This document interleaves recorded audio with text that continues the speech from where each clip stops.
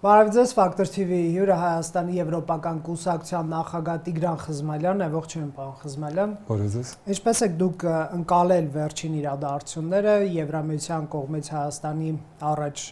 եվրոպական շուկան բացելու որոշումը դեռ պետք է Եվրահանձնաժողովը վերջնական դե յուրե այդ որոշումը կայացնի, բայց ակնհայտ է, որ քաղաքական այդպիսի որոշում կա եւ Ուրսուլա ֆոն դեր Լայենը Երևանում բացացում է, որ սա պայմանավորված է ռուսական տնտեսական ճնշումներով։ Այո, կարծում եմ այցը, որը տարածաշրջանային էր, Հայաստանի մասով ունի 3 կետ, որը արժե գնահատել, քննարկել եւ վերլուծել։ Եթե հակիրճ, ապա առաջինն է այն, որ Եվրամիությունը հանձինս դրա գլխավոր հանձնակատարի եւս մեկ անգամ հաստատեց, որ բաց է Հայաստանի համար։ Եվ ոչ միայն բաց է, այլ նաև բացում է իր շուկան 80% Հայաստանից ցանկացած ներկրվող արտադրատեսակի, ավելի ճիշտ կներեք 99%, այդպես էր ասվել, 80%-ով ազատվում են կամ կտրուկ իջնում են 80%-ը 99-ը կարծեմ գյուղմթերքներ, բայց տոկոսներին մեծ չխորանանք։ 80%-ով իջնում են թուրքերը, մաքսատուրքերը։ Ես հասկացել եմ, որ մաքսատուրքեր չկան։ 80% ապրանքների համար չկան մաքսատուրքեր։ Այնուամենայնիվ պարզ է, որ դա արտոնություն է, որը փաստացի դե ֆակտո, ոչ թե դե յուրե, ինչպես դուք ասացիք, հասնում է Հայաստանը եթե ոչ մասնակից անդամ, ապա գոնե դիմում տված, այսինքն տեխնացու անդամի մակարդակի։ Մեր ասոցիացիան համաձայնագիր ունեցող երկրի մակարդակի, փաստացի, այո։ Դա նշանակում է, որ Եվրոպան փաստաթուղթ չունենք։ Այո, Եվրոպան ինքն է իր վրա վերցնում նախաձեռնությունը եւ եթե Հայաստանը չի գնում Եվրոպա, Եվրոպան է գալիս Հայաստան։ Սա հաստատում է այն թեզը, որը ես որոշ ժամանակ առաջ օրինակ նայած ձեր տաղավարում հայտնել է, Եվրոպան սկսում է պայքարել Հայաստանի համար եւ Եվրոպան պարտադրում է Հայաստանին եվրոինտեգրումը, Եվրոպան է դա անում։ Երկրորդ կարևոր կետն այն է, որ եթե մենք նայենք տարածաշրջանային այցի ենթատեքստում, ապա մենք տեսնում ենք, որ Անկարայում եւ Բաքվում խոսացվել էր կոմունիկացիոն էներգետիկ հարցերի մասին եւ այստեղ կարևոր է այն, որ Եվրոպան դնում է Հայաստանը իր ենթատեքստի մեջ այդ բանակցություններում եւ փաստորեն բարձրացնում է եւ էներգետիկ եւ կոմունիկացիոն տեսակետից Հայաստանի անվտանգությունը ավելացնելով այն արդեն 22 թվականի աշնան նոյեմբերի օրերից սկսած իր խաղաղապահ առաքելությանը, այսինքն Եվրոպան Հայաստանի անվտանգությունը ապահովում է եւ պաշտպանական դիտորդների խաղաղապահ առաքելության, հիմա նաև էներգետիկ եւ կոմունիկացիոն բանով։ Երրորդ կարևոր փաստը այն է, որ այդ ամեն ինչով հանդերձ Եվրոպան ուղիղ ասաց, որ չի մասնակցելու TRIP նախագծին, ճիշտ է Փաշինյանը դա մի փոքր այլ կերպ ներկայացրեց, որ Հայաստանը չի առաջարկել կամ բացառում է Եվրամիության անդամությունը, իրականում դա Եվրամիության նախաձեռնությունն է եւ դա շատ կարեւոր է, որովհետեւ այդ Ամերիկա-Թուրքա-Ադրբեջանը-հայկական նախագծին Եվրոպան ի սկզբանե, եւ ես դա պնդում եի տարի առաջ, վերաբերվում էր բավական սառը եւ փոխարենը հատուկ նշվեց, որ Եվրամիությունը հավելյալ գումարներ է հատկացնելու հյուսիս-հարավ ճանապարհին եւ մասնավորապես նոր կառուցվող կամ կառուցվելիք երկաթուղային գծերին Հայաստանի հյուսիսում։ Սա հատուկ կարևոր է նշել նրանց համար, ովքեր տարիներով ասում են, ահա Եվրամիությունը հանձնում է Սյունիքը, Մակրոնը ծախեց Հայաստանը, տեսեք, անգամ այս մակարդակով իրենք Սյունիքը պաշտպանում են իրենց առաքելությամբ, իսկ տնտեսական նախաձեռնությունները իրականացնում են Սյունիքից հեռու, շարունակելով հյուսիս-հարավ ճանապարհը դեպի Իրանի սահման։ Այսինքն այս այցը ունի մի կարևոր, ավելի ճիշտ բարձրացնում է մի կարևոր հարց։ Եթե Եվրամիությունը այդքանով պատրաստ է օգնել Հայաստանին եւ ոչ միայն պատրաստ է, նաեւ իրականացնում այդտեղ 2 միլիարդ եվրոյի տարածաշրջանային գումար է, 200 միլիոն կոմունիկացիոն եւ 20 միլիոն հատուկ ավելացում է Հայաստանին արդեն տրված գումարներին։ Ապրանքների արտահանումը։ Այո, ապա հարց է առաջանում, ինչու Եվրոպային Հայաստանը, որը հրավիրվում է Եվրոպային, որը տալիս է մեզ անվտանգության երաշխիքներ, տնտեսական արտոնություններ, քաղաքական, դիվանագիտական աջակցություն, ինչու Հայաստանը չի անում այդ քայլը եւ մնում է Ռուսաստանի կամ ԵԱՏՄ, ինչպես հաճախ ասում են, ճիրաններում, որտեղից Հայաստանին միայն սպառնում են, հեգնում են, ծախում են, ծաղրում են, ինչու։ Պատճառը, եթե թույլ տաք, պատճառը հետաքրքիր է եւ պարզ է։ Պատճառն այն է, որ Հայաստանի իշխանությունները իրար փոփոխ ստանում են այդ չարաբաստիկ իշխանությունը Ռուսաստանի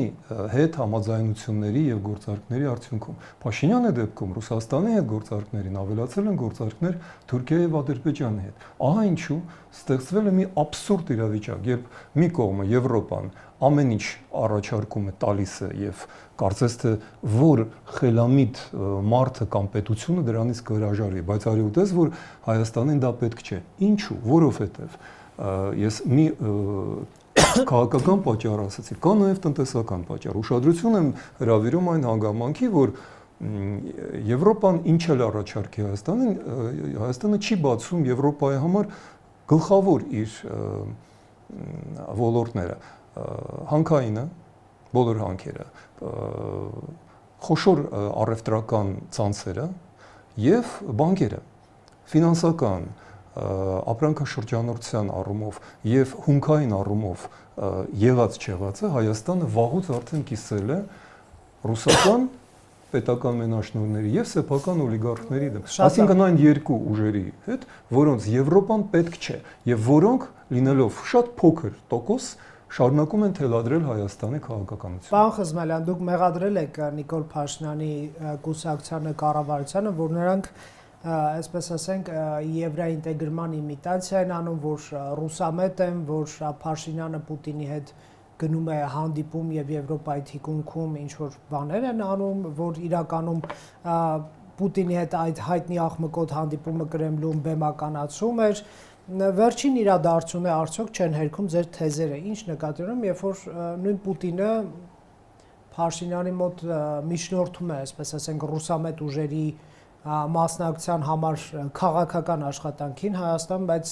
նաև մինչև հիմա նույն Փաշինյանին չի շնորհավորել։ Կարող եք ասել բեմականացում եք, կներեք, բայց տեսեք արժանահավատ չի էլի։ Չէ՞ որ նա ռուսամետ գործիչներին նույն օրն է շնորհավորում, ասենք Բելարուսի նախագահը կամ չգիտեմ, այլ ռուսամետ գործիչ այդքան երկար չի սպասում Պուտինի շնորհավորանքին, կամ կարծում եք Եվրամիությունը այդքան միամիտ է արմատյան այսպես հետախուզական կամ այլ կառույցները այդքան, չգիտեմ,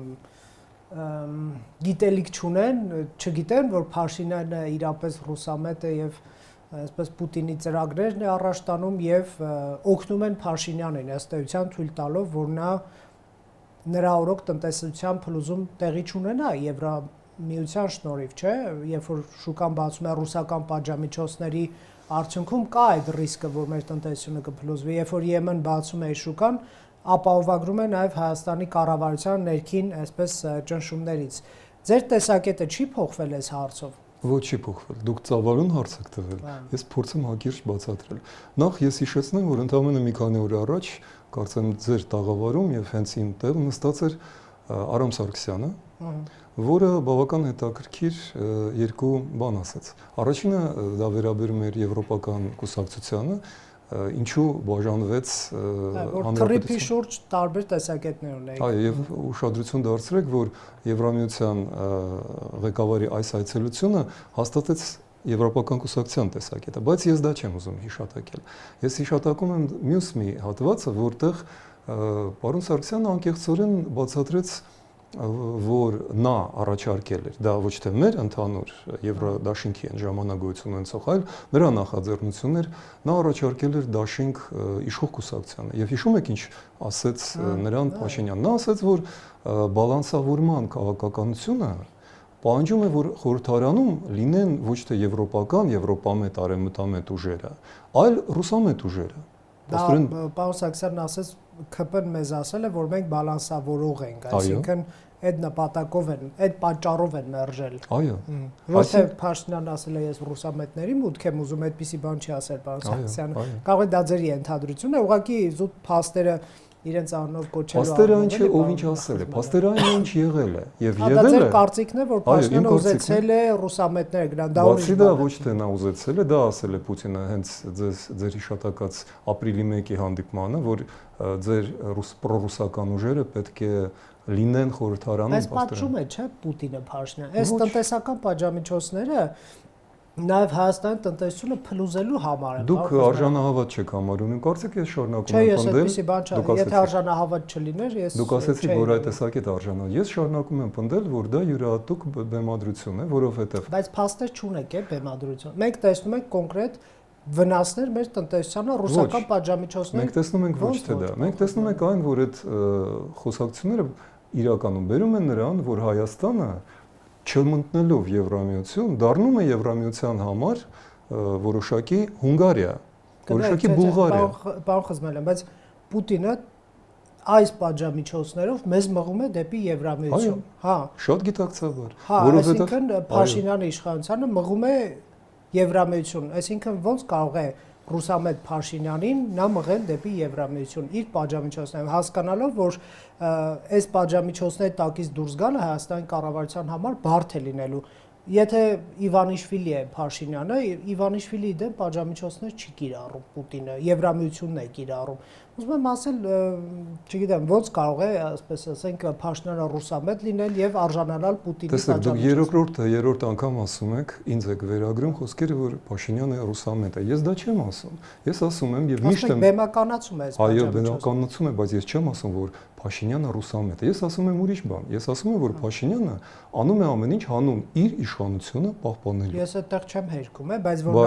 Կրեմլի ծրագիրը իրականացնում, մի տեսակ արժանահավատ չի դա։ Ձեզ համար արժանահավատ չի, դուք հարցնում եք իմ կարծիքը։ Փաստերի պակաս կա, պարոն Խզմելյան։ Ոչ մի փաստերի պակաս չկա։ Փաստերը այն են, որ Հայաստանը չի դուրս գալիս եվրոասիական ինտեգրման, այսինքն ռուսական ծիրի մեջից դուրս չի գալիս, մնում է անգամ հապկում, թեև սառեցված վիճակում, եւ հետեւաբար չի մտնում Եվրամիություն։ Եվ դա է Պուտինի գլխավոր նախապայմանը, որովհետեւ Հայաստանը իր տնտեսական գլխավոր աճը ստացել է շնորհիվ ռուսական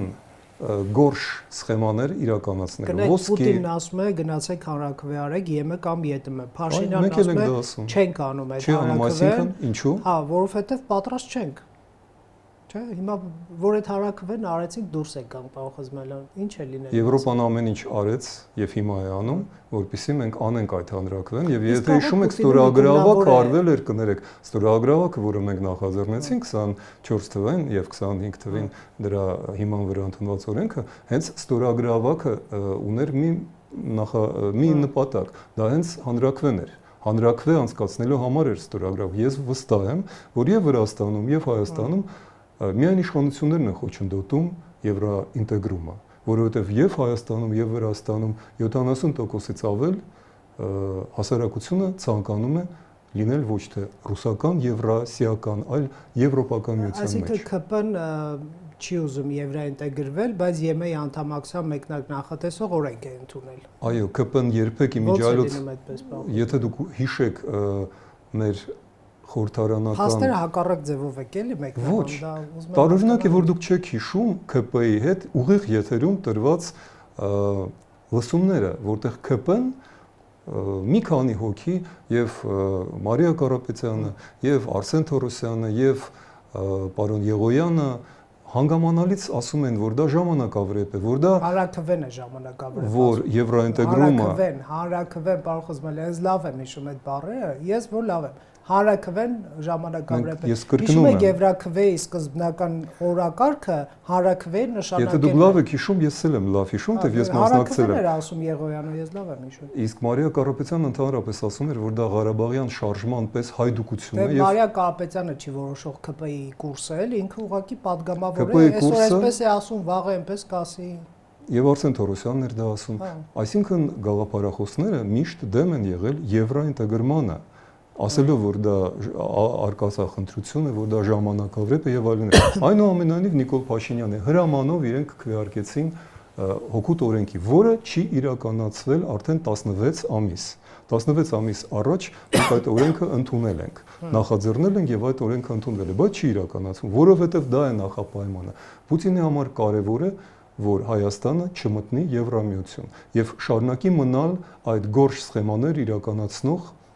ինչպես եւ Ղազախստանը, ինչպես եւ Վրաստանը, ինչպես եւ Ադրբեջանը միջոցների ենթարկում, եթե ամեն ինչ հիասքանչ է անում Փաշինյանը Պուտինի դրածոն է, որովհետեւ իր դրածոն պատժում է անընդհատ, պարոն Խզմերյան չի բռնում, որովհետեւ նա պետք է վերահսկի Հայաստանը եւ իր դրածոները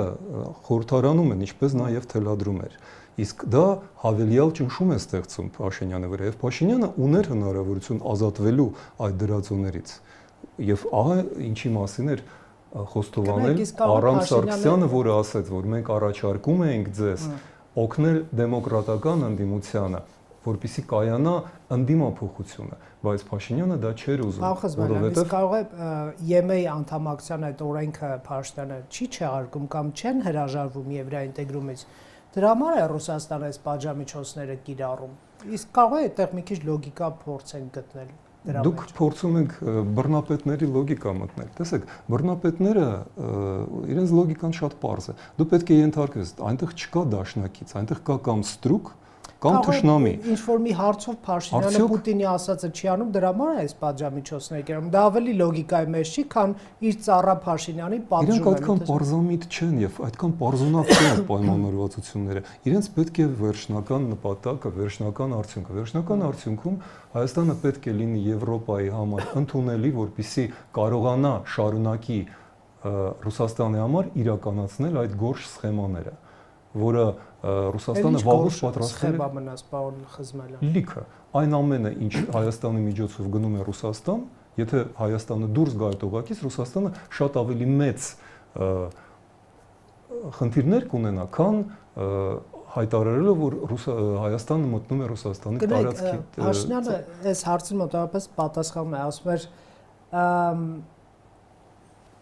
սահմանափակվում է ազատ առևտրի գաղափարը։ Իսկ ինչ ազատ առևտրի, ինչ ենք մենք առնում Ռուսաստանը, բենզինը, որը Ռուսաստանին հիմա չի հերիքում, ցորենը, որ 99 որը մենք կարող ենք առնել ցանկացած այլ վայրից։ Ռուսաստանի համար խնդիր չէ Հայաստանի շուկան չի տալիս, մենք վաճառենք։ Ռուսաստանին պետք չէ Հայաստանին ինչ-որ բաներ վաճառել։ Բայց վաճառում է, չէ՞, գազը վաճառում է, հա, բայց դա կոպեկներ են։ Հայաստանը Ռուսաստանին, ինչպես նաև Վրաստանը, Ղազախստանը պետք է բոլորովին այլ նպատակներ համար, որ Հայաստանի միջոցով Ռուսաստանը կարողանա գնել այն ինչ պետք է Ռուսաստանին պատերազմը շարունակելու համար։ Եվ այդ սխեմաները, այդ չիպերը, այդ ես չգիտեմ ինչերը, մեքենաները, էլեկտրոնային սարքերը Հայաստանի միջոցով, ինչպես նաև Ղազախստանի, Վրաստանի միջոցով դրանք են կրիտիկական կարևոր։ Այս դուք ունեք փաստեր, կթվարկեք փաստեր, որ Հայաստանը երկակի նշանակության ապրանքները վաճառում Ռուսաստանին, որ նա Ուկրաինայի դեմ պատերազմը շարունակի, որովհետև դա մեղադրանք է Հայաստանի դեմ։ Տարիներ շարունակ այդ մասին ուղիղ ով է ասել, որ փաստ է, ՓԱՍՏ, փաստ, որտեղից կա։ Եվրոպական երկրները տարիներ շարունակ դա։ Ես ինչքան լսել եմ եվրոպական պաշտոնյաներից, նրանք ասել են շնորհակալություն Հայաստանի, որ հետևում եք մեր ռեկոմենդացիաներին։ Տարբեր պատվիրակություններ եկել թվեր եւ տեսեք 25 թվականը, 24 թվականը։ Առևտրաշրջանառության աճը դեռ չի նշանակում, որ մենք Ռուսաստանին օգնում ենք, որ Ուկրաինայի դեմ պատերազմ։ Վերցրեք եւ ուսումնասիրեք, թե ինչի շնորհիվ է ապահովում այդ աճը։ Դա Ռուսաստանից մաքսանենք ձևով ոսկու ադամանդների, իսկ կներեք հեռախոսների մեջ ինչ կա, գիտեք։ Այն հենց նույն միկրոսխեմաները, էլեկտրոնային այն չիպերը, որոնք անհրաժեշտ են ռուսական հրթիռների համար, չեն արգելում մեզ հեռախոս տանել Ռուսաստան։ Որովհետև եւ սառնարանները, եւ լվացքի մեքենաները ժամանակին, եւ հիմա հեռախոսները Եվրոպան միամիտ չէ, շատ լավ գիտի ինչի համար է։ Այսինքն Եվրոպան թույլ է տալիս, որ Հայաստանը զինի Ռուսաստանին ընդդեմ Ուկրաինայի։ Հայաստանը իհարկե չի զինում, բայց Հայաստանը օգնում է զինել։ Հա, օգնում է զինել։ Այո, Եվրոպան այսինքն Եվրոպան երկերեսանի է, ստացվում է Ուկրաինային էլ է օգնում, Ռուսաստանին էլ թույլ է տալիս, որ Հայաստանը զինվի։ Եվրոպան դրա համար պայքարում է Հայաստանի համար եւ պնդում է, որ Հայաստանը Եվրոպայի հետ առևտուր անի, եվրոպական արժեքներով առաջնորդվի։ Դրա համար իրենք ընտրում են երկու չարիքներից, որ իրենց ներկայացրին, փոքրագույնը, ինչպես եւ 21 թվականին եւ 26 թվականին ընտրեց հայ ժողովուրդը։ Դուք Եվրոպայի տեղը չեք, դուք Հայաստանի տեղը տեսաք, որ մենք արեցինք նույնը եւ 21 եւ 26 թվականին։ Տեղը լինեի։ Ռուսաստանին զինվել օգնող Հայաստանի համար ոչ թե իմ շուկան կբացի, որ Ռուսաստան պատժամիջոցներից փրկվեր եւ տնտեսությունը չփլուզվեր։ Եվրոպան դա է անում մեզ հետ։ Այլ ես կպատժեի Հայաստանին, կասեի գնա զինիր Ռուսաստանին Ուկրաինային։ Իրենք այդպիսի բան չեն, այսինքն մենք չենք զինում Ռուսաստանին ընդդեմ Ուկրաինայի։ Դուք ասում եք բան, որը գոյություն չունի իրականում։ Դա ձեր կարծիքն է, իմ կարծիքը հակառակն է։ Դա դուք փաստ չեք նշում, ասացիք։ Դուք նոր ասացիք, որ մենք հեռախոսով զինում եք Ռուսաստանին Ուկրաինայի դեմ։ Զինում են ոչ թե հեռախոսով, այլ հեռախոսի մեջ գտնվող հեռախոսի մեջ գտնվող այդ մասերը Ռուսաստանում է եւ զենք է ստեղծում Ուկրաինայի դեմ պայքարի։ Դա պետական գաղտնիք է, բայց տրամաբանությունը հենց դա է ասում։ Չէ, դե տրամաբանությամբ հիմա այդ հեռախոսը կարող է շպրտեն ինչ-որ մեկի գլխով։ Դուք միաժամանակ երկու հարց եք տվել։ Ես պատասխանեմ այնուամենայնիվ ձեր հարցին։ Շնորհակալություն։ Ուրեմն Եվրոպան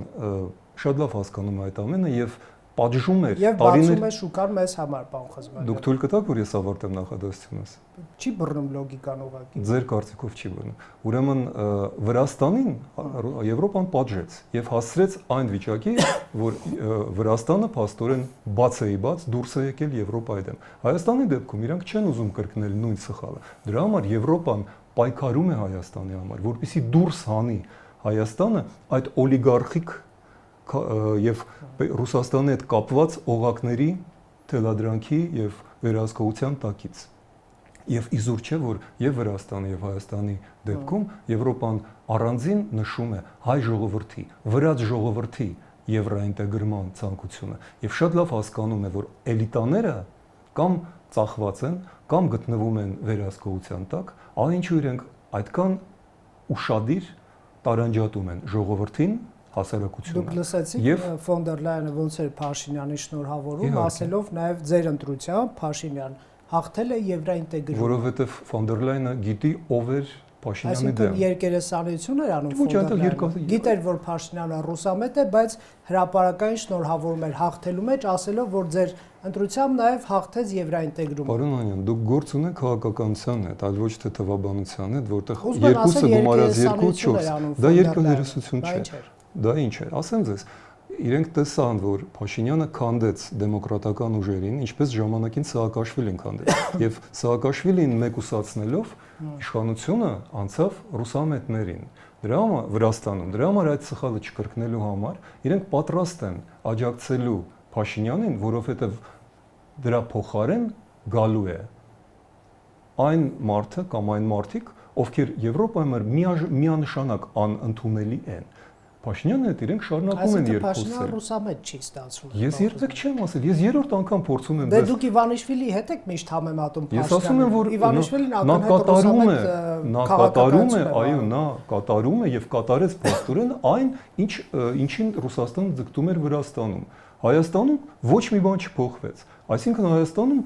իշխանության եկավ վրացական երազանք։ Այդ առումով այո, դա ճիշտ է։ Նա այդ ֆունկցիան է կատարում։ Պատժամիջոցները կիրառում վրացական երազանքի դեմ։ Տարբերությունն այն է։ Արևմուտքը կներեք, շնորհավորում է Փաշինյանին հաղթանակի կապակցությամբ։ Չի բռնել։ Փաշինյանը ռուսական օլիգարխ չէ, եւ ահա ինչու Եվրոպան նաեւ տնտեսական առումով պայքարում է Հայաստանի համար, որովհետեւ Վրաստանի համար պայքարը իրենք պարտվեցին։ Այնտեղ իշխանության եկավ ռուսական օլիգարխները։ Վրացական երազանքը դա ԿՊ-ն է։ Okay, կարող է Յենի Ադրբեջանն է ԿՊ-ն, ես այդտեղ չեմ մտնում, ձեր կարծիքն է։ Այո։ Վրացական երազանքի դեմ պատժամիջոցները Եվրոպան կիրառում այդ որպեսզի Հայաստանը վերջնականապես չանցնի։ Փաշինյանի շնորհավորում է, ո՞նց է լինում դա։ Ես դες բացատրեցի, որպեսզի վերջնականապես Հայաստանում չհաղթի ռուսական օլիգարխիան, իրենք գործ ունեն Փաշինյանի հետ, որովհետև դա երկու ճարիքներից փոքրագույն է։ Իմիջիալոց հայ ժողովուրդը ասել է նույնը եւ արել է նույնը եւ 21 եւ 26 թվականներին, որովհետեւ հայ ժողովուրդը պատրաստ է եվրոինտեգրմանը, որին Փաշինյանը չի գնում, բայց դեմոկրատական ընդդիմությունը չկայացավ Փաշինյանի ջանքերի շնորհիվ նաեւ։ Եվ այդ մասին իմիջիալոց կրկնում եմ ձեր տաղավարում ասեց Արամ Սարգսյանը ասում էր, որ ես առաջարկել եմ ԿՊ-ին, որ այսպես ասենք արևմտյան կողմնորոշում ունեցող ուժերի հետ նույն ցուցակով գնա, ԿՊ-ն ասել է մենք բալանսավորողներ ենք, այսինքն դուք Արամ Սարգսյանի հետ, Արման Բաբաջանյանի հետ, Դավիթ Սանասարյանի մյուսների հետ իրար հետ ընդհանուր հայտարարի գայք, պարոն Խզմալյան, ես ինչքան հասկացել եմ ձեր այդ բանավեճից, բոլորը ուզում է վարչապետ դառնալ առաջին համար Գուրգեն Սիմոնյանի հետ, այսինքն անձամբ դուք կարող եք, չէ, բայց ես ձեզ անձամբ մեղադրանք չեմ էլի առաջարկում։ Այդտեղ բանի ամբիցիաների հարց կա, բոլորն ուզում են առաջին համար լինել եւ այլն, իրենք առաջնորդ լինեն, խոսում են կամ էլ չգիտեմ, այդ անկեղծության պակաս կա այդ դեպքում։ Դուք չգիտեք, ես գիտեմ, այո, անկեղծության պակաս կա։ Եվ երբ որ ես ոչ թե ենթադրում եմ, այլ կոնկրետ խոսում եի տարբեր ժողովրդավարական կուսակցությունների ղեկավարների հետ առաջարկելով ցանկացած պայմաններ եւ ասելով որ այնինչ մեզ միավորում է ավելի կարեւոր է քան այնինչ մեզ տարանջատում է ինձ ասում էին որ ոչ այնինչ մեզ տարանջատում է ավելի կարեւոր է քան այնինչ մեզ միավորում է եւ դա պատճառ էր որ դեմոկրատական ուժերը գերադասեցին չմիավորվել որովհետեւ նրանք դրա համար ունեն կոնկրետ շահեր Դե պարոն Խզմալյան, եկեք ձեր մեղքն էլ ընդունեք, էլի։ Դուք ամբողջ կյանքում ասել եք ԱՄՆ-ի հետ պետք է Հայաստանը սերտանա, միացնել ջանքերը եւ այլն, կներեք, չէ, ավարտեմ դուք ԱՄՆ-ի հետ ավարտեմ դուք կպատասխանեք։ Այո, ՆԱՏՕ պետք է մտնի, ՆԱՏՕ-ն ձեր օրակարգ չէ։ ԱՄՆ-ն եւ ՆԱՏՕ-ն նույնը չեն։ ԱՄՆ-ի գլխավորած ՆԱՏՕ, առանց ԱՄՆ-ի ՆԱՏՕ համարյա գոյություն չունի, եկեք անկեղծ։ Իսկ առանց ՆԱՏՕ-ի ԱՄՆ-ն մնում է ՆԱՏՕ։ Չգիտեմ։ Դուք ամբողջ կյանքում ասել եք ԱՄՆ-ի հետ պետք է գործընկերությունը խորացնել։ Դուք վերագրում եք բաներ, ես ամբողջ կյանքը ասում դուք դեմ եք եղել ԱՄՆ-ի հետ գործընկերությանը։ Կներեք, մեր կուսակցությունը կոչվում է եվրոպական կուսակցություն, ոչ թե ամերիկյան։ Բայց ՆԱՏՕ-ն ԱՄՆ-ի Գիտեք, ես աշխատել եմ Ամերիկայի հայկական համագումարում։ Չէ, բայց ես հարցս ավարտեմ։ Հենց ԱՄՆ-ն, այսպես ասենք, գործնական ծրագրով եկավ Հայաստանի Հանրապետություն Թրամփի ուղի դուք ասիք թուրք-ադրբեջանական ծրագիր, ընդ որում հիմնվելով ԱՄՆ-ի դեսպանի ինչ որ մի հատ անգրագետ իրականում, պնդման վրա Թրամփի անձնական անգրագետ, այո, ձևակերպման վրա Էփստայնի ֆայլերի ֆիգուրանտ, այո, անգրագետ ձևակերպման վրա հիմնվելով ասացիք դա թուրքական նախագիծ է, ինչը թե ԱՄՆ-ում ԱՄՆ-ի դեսպաններ Թուրքիայի մեկնաբանել Թրամփի ուղին, էլի։ Այսինքն, երբ որ ասում ենք խորացնենք, հետո կոնկրետ ծրագրով գալիս են Հայաստան, դուք ասում եք դա թուրքական։ Մենք բոլորս հասկանում ենք, որ այն ինչ որ ուզում ենք տապալել, դա կպցնում ենք թուրքական, այսպես ասենք, պիտակը եւ նմանվում էր դրան ձեր խոսքը։ Պարոն դուք ինձ վերագրում եք ինչ որ բաներ, հետո զարգացնում եք այդ գաղափարը, թույլ տվեք ես այնուամենայնիվ ասեմ ինչն է իրականում։ Մենք տեսանք, որ վերջի տարիներին եւ հատկապես Դոնալդ Թրամփի վերընտրվելուց հետո Միացյալ Նահանգների եւ մնացած դեմոկրատական աշխարհի միջև անջրպետ է առաջացել։ Ոչ միայն Եվրոպա, այլ նաեւ Կանադայի, Բրիտանիայի, Ճապոնիայի, Հարավային Կորեայի, Թայվանի։ Անհերքելի է։ Անհերքելի, շատ լավ։ Մենք այդ պայմաններում մենք չպետք է դոգմատիկ կրկնենք այն, ինչ եղել էր 20 կամ 30 տարի առաջ։ Մենք ասում ենք, որ հիմա Հայաստանի շահերը չեն համընկնում Թրամփի ադմինիստրացիայի տեսլականի հետ, որը դիտում է Հայաստանը որպես իրենք ասում են տրանսկասպիական շրջանակ։ Դա ասում է Atlantic Council-ը, դա ասում է Politic National Interest, բավական խոշոր քաղաքագիտական կուսակցությունները, որոնք սպասարկում են Թրամփի ադմինիստրացիային։ Դա ասում է նաև, ինչպես դուք նշեցիք, Թուրքիայում Ամերիկայի Միացյալ Դեսպանը, որը առաջին ասեց Բարակա, Թոմ Բարակա, որը իմիջիալոց եղել էր Թրամփի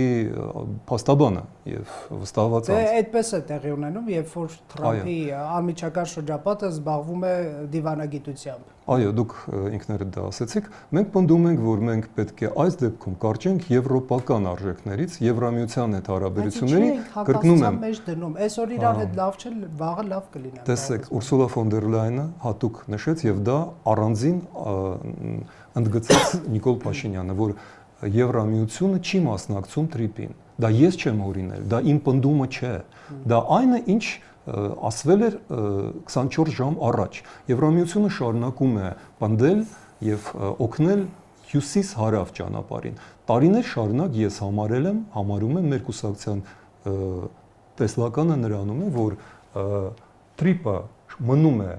խնդրահարույց եւ վտանգավոր Հայաստանի համար, մինչդեռ հյուսիս-հարավը մնում է կարևորագույն ռազմավարական եւ անվտանգային առումով շատ ավելի նախընտրելի։ Սա է իմ ասածը եւ ես այս առումով բնականաբար Ամերիկայի դեմ ոչինչ չունեմ։ Դրա համար չստացվեց արմատամետ ուժերի դաշինքը, եթե դուք TRIP-ը համարում եք վտանգավոր թուրք-ադրբեջանական ծրագիր, դա մասնավոր հարց է, դա մասնավոր հարց է։ Դրանք համարում են կարևոր նաև։ Այո, բայց ավելի կարևոր է, որ խորհրդարանում լինեն դեմոկրատական ուժեր։ Ավելի կարևոր է, որ Հայաստանում տեղի ունենա փոփոխություն, կներեք, ընդդիմափոխություն։ Ընդդիմությունը ոչ թե ռուսական լինի, այլ եվրոպամետ, ամերիկամետ, հայամետ ի վերջո, այլ ոչ թե ռուսական, ռուսաստրուկ, ռուսամետ։ Մենք դա էինք ձգտում եւ դա է, որ իշխանությունը չցանկացավ։ Միգուցե Ռուսաստանի թելադրանքով ես չեմ բացառում, դա ակնհայտ է, բայց դա բերեց մեզ նույն վիճակին, որում մենք գտնվում ենք 21 թվականից սկսած։ Շնորհակալ եմ զրույցի համար։ Ֆակտոր TV-ում հյուրընկալել ենք Տիգրան Խզմալյանին։